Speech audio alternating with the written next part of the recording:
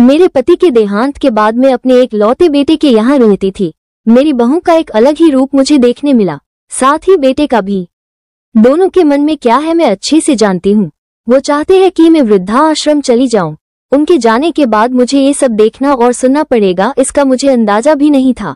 पर मैं मन मानकर अपने बेटे और बहू की बातें सुनकर भी यहाँ रहती हूँ, क्योंकि मुझे मेरे पोते और पोती दिखाई देते हैं। उनकी झलक पाकर मुझे सुकून मिलता है। घर के बाहर एक टिन की झोपड़ी में रहती हूँ।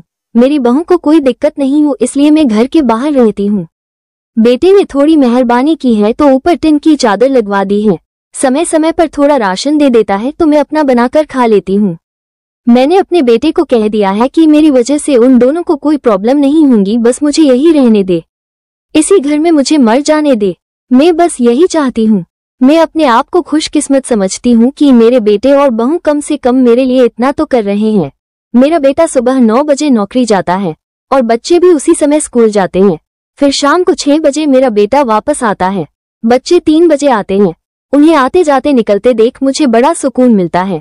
मेरे पति के दोस्त जब कई दिनों बाद आए, मेरे पति के दोस्त थे, उनकी पत्नी का भी स्वर्गवास हो गया है। उस समय पर वो हमारे घर पर आया करते थे। उनसे हमारे अच्छे रिश्ते थे। उनका घर हमारे घर से थोड़ी दूरी पर था। पैरों में समस्या हो गई थी, ठीक से चल भी नहीं पाते थे।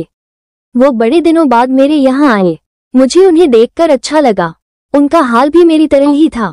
बच्चे अब उनसे भी परेशान थे। आकर मेरे पास अपना दुखड़ा रोते थे और उन दिनों को याद करते थे। बुढ़ापा हम जैसों को बहुत रुलाता है।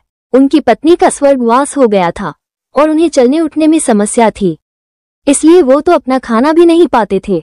मेरे पास आए तो मैं समझ गई कि यह इतनी मुसीबत में चलकर पुराने दोस्तों के यहाँ चाय और खाने की चाह में ही जाते होंगे। उनकी भी अपनी मजबूरी थी। वो आए तो मैंने उनके लिए खाना बनाया और उन्हें खिलाया। मना कर रहे थे नहीं खाना, लेकिन मुझे पता था कि उनको भूख लगी है। बहू ने खाना नहीं दिया। मेरी बहू ने मुझे और उन्हें खाना खाते देख लिया। वो कुछ भी ना बोली। ऐसे ही वो यहाँ 2-3 बार आए। जब भी वो आते मैं उन्हें खाना खिलाती। फिर उनके जाने के बाद जब मेरा बेटा आया तो बहू कहती है कि तुम्हारी माँ कितनी बेशर्म है, पता नहीं किस किस को आजकल बुलाकर खाना खिला रही है। बड़ी मुश्किल से कमाया जाता है और ये लुटाने में लगी। इनका राशन बंद करो, कुछ दिन भूखी रहेगी तो अक्ल ठिकाने आएगी। मैंने कहा कि मैं अपने हिस्से का उन्हें खिलाती हूँ, तुम्हारे पिता के पुराने मित्र हैं। फिर भी बहू का उल्टा सीधा बोलना शुरू रहा। घर के बाहर रहकर इनको आजादी मिल गई है, पता नहीं क्या क्या करती है। बेटा भी बोला कि कुछ दिन भूखा ही रहने दो इन्हें। मुझे मेरे बेटे ने घर के पीछे सीढ़ी के पास ले जाकर बिठा दिया, कहा कि अब यही बैठो। मेरे तो अब आंसू भी सूख गए थे। अगले दिन मुझे खाना नहीं मिला। मेरे टिन के उस छोटे से कमरे को बहू ने तोड़ दिया। तब मुझे लगा कि अब मैं गलत कर रही हूँ। एक दिन पूरा भूखा रहने के बाद मैंने सोचा कि मैं गलत कर रही हूँ। मुझे अब अपने बेटे के यहाँ नहीं रहना चाहिए और शायद गलती भी मेरी ही है। मेरी ही परवरिश में कोई कमी रही है, तभी तो ये परिणाम आया। अगली सुबह मैंने अपने बेटे को कहा कि मुझे वृद्धाश्रम छोड़ा, अब मैं तुम दोनों को ज्यादा परेशान नहीं करना चाहती। बहू ने कहा कि एक दिन भूखी रही तो अक्ल ठिकाने आ गई ना। बेटे के चेहरे पर भी अजीब सी खुशी थी, जल्दी से तैयार हो गया मुझे छोड़ने के लिए। बहू कह रही थी कि आज की छुट्टी ले लो, यही आसपास मत छोड़ आना, कहीं 3 दिन में वापस आ जाए। मैंने अपनी बहू से कहा कि बेटी चिंता मत कर, मैं अब नहीं आऊंगी। मैंने अपने पोता पोती को गले लगाया।